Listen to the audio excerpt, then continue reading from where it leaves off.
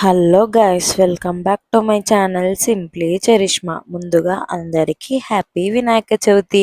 అందరూ పండగ మంచిగా జరుపుకున్నారని, ఆ వినాయకుడి ఆశీస్సులు అందరిపైన ఉండాలని మనస్ఫూర్తిగా కోరుకుంటున్నా గైస్. మీరు ఆల్రెడీ వినాయక చవితి రోజు నేను పెట్టిన షార్ట్ వీడియో చూసే ఉంటారు. అలాగే నిన్న పెట్టిన తదియ గౌరీ నోముల లాంగ్ వీడియో కూడా చూసే ఉంటారు కదా. ఈరోజు నేనైతే మా ఇంట్లో వినాయక చవితి ఎలా చేసుకున్నామో ఆ వీడియో అయితే పెడుతున్నానన్నమాట. ముందుగా అయితే మా కన్నయ్య వినాయకుడిని తీసుకొని వచ్చాడనమాట. చాలా ముద్దుగా ఉన్నాడు కదా పంచలో. ఎంత కరెక్ట్గా పెట్టాడంటే వినాయకుడిని కూడా చాలా భక్తితో పెట్టినట్టు పెట్టాడు. సో ఇంకా వినాయకుడిని పెట్టుకున్న తర్వాత సింహాసనం పైన ఇంకా వినాయకుడికి అంతా అలంకరించామన్నమాట. బొట్టు పెట్టి, జంజివారం వేసి, పూలు పెట్టి, ఇంకా వినాయకుడికి 16 రకాల వనం తెస్తాం కదా, ఆ వనం కూడా వినాయకుడు వెనకాల పెట్టి, మొక్కజొన్న కంకులు, పళ్ళు, తాంబూలము, అలానే పసుపుతో కూడా వినాయకుడిని చేసి వినాయకుడి విగ్రహం ముందర పెడతామన్నమాట. ఈరోజైతే మాకు అయ్యగారు రాలేదు. రావాలి కానీ ఇంకా లేట్ అవుతుంది. వినాయక చవితి రోజు చాలా దగ్గర పూజలు చేయాలి కదా, లేట్ అవుతుంది అని ఇంకా మేమే చేసుకున్నాం అన్నమాట. మా డాడీ, మా బాబాయ్ అయితే కూర్చొని వినాయకుడికి పూజ చేసుకున్నారన్నమాట.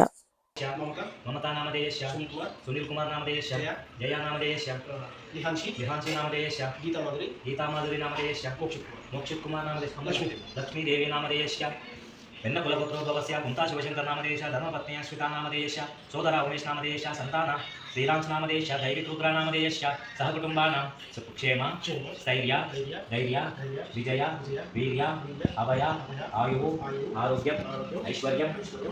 స్వామివారికి మొత్తం అలంకరించుకున్న తర్వాత దీపాలు వెలిగించి అమ్మవారి దగ్గర కూడా, ఎందుకంటే అమ్మవారిని ఇంకా కదిలియలేదు కాబట్టి అమ్మవారికి కూడా దీపాలు వెలిగించి ఉదిబత్తీలు ముట్టించుకొని మా డాడీ అయితే గోత్రనామాలు చదివారు కదా, గోత్రనామాలు చదువుకున్న తర్వాత గణపతి పూజ అయితే స్టార్ట్ చేశారనమాట.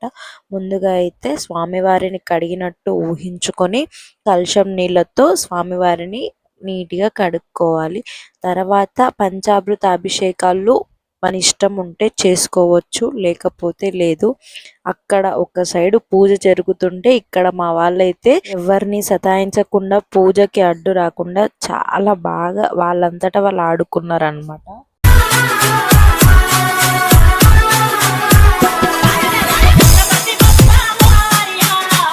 పంచామృత అభిషేకం చేసినట్టు మనం మనసులో ఊహించుకొని కలశం నీళ్ళతోనే అభిషేకం చేశారు. తర్వాత స్వామివారికి అర్చన చేశారనమాట 108 పూలతో. మా ఇంట్లో శంకు పూలు అయితే చాలా కాస్తాయి గైస్.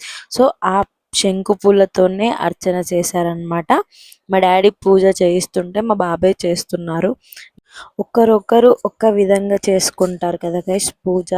వినాయకుడి పూజ కూడా అందరూ ఒకేలాగా చేసుకోవాలని ఏం లేదు. ఈరోజు ఇంకా స్వామివారికి ముందు ప్రసాదంగా ఏం పెడతామంటే ఉండ్రాల పాయసం పెడతాము. మహానైవేద్యం పూజ అంతా అయిన తర్వాత లాస్ట్కి పెడతామన్నమాట. ఇప్పుడు ఏం చేస్తున్నారంటే మనం వనం పెట్టాం కదా స్వామికి, ఆ వనం స్వామికి ముట్టినట్టు ఒక మంత్రం ఉంటుంది. ఆ మంత్రం చదువుతూ ఆ వనంని ముట్టుకుంటూ స్వామికి పెడుతున్నారనమాట. ఇలా ఒక్కరొకరు ఒక విధంగా చేసుకుంటారు పూజ. మా ఇంట్లో అయితే చాలా అద్భుతంగా జరిగింది గైస్ పూజ అయితే. ఇంకా మహానైవేద్యంకి కుడుములు, 5 రకాల గర్జకాయలు, అన్నము, చిత్రాన్నము, చింతకాయ చట్నీ, చింతకాయ పప్పు, 5 రకాల బజ్జీలు, పూరి, కలగూర, ఇవన్నీ పెడతామన్నమాట. ఉండ్రాల పాయసం. ఇంకొక సైడ్ పూజ జరుగుతుంటే మా మమ్మీ, మా పిన్ని, మా అక్క అయితే కర్జకాయలు, కుడుములు చేస్తున్నారనమాట పూజ కోసం, నైవేద్యం కోసం. అది కూడా చిన్న క్లిప్ యాడ్ చేశాను. వీడియోలో నేను ఎక్కడా కనిపించట్లేదు అంటే మీకు అర్థమైపోయింది కదా, వీడియో మొత్తం తీసేది నేనే కాబట్టి నేను ఎక్కడా కనిపించను. మొత్తం కెమెరా బ్యాక్ సైడే ఉంటాను నేను. ఇలా చాలా సందడిగా మా ఇంట్లో అయితే పూజ జరిగిందనమాట. ఇంకా పూజ మొత్తం అయిన తర్వాత స్వామివారికి మహా నైవేద్యం పెట్టి, అలానే నిన్న నోములు చేసుకుంటాం కదా, అమ్మవారికి కూడా మహా నైవేద్యం పెట్టి, ఇంకా మన దేవుడి ఇంట్లో కూడా నైవేద్యం పెట్టి, స్వామివారికి అమ్మవారికి టెంకాయ కొట్టి మహామంగళారతి ఇచ్చి మా పూజనైతే ముగించుకుంటామన్నమాట. ఇంకా నిన్న మా పిన్ని రాలేదు కాబట్టి కంకణం కట్టుకోవాలి కాబట్టి చేతికి, ఈరోజు ఆ కంకణం చేతికి కట్టుకుంటుందన్నమాట.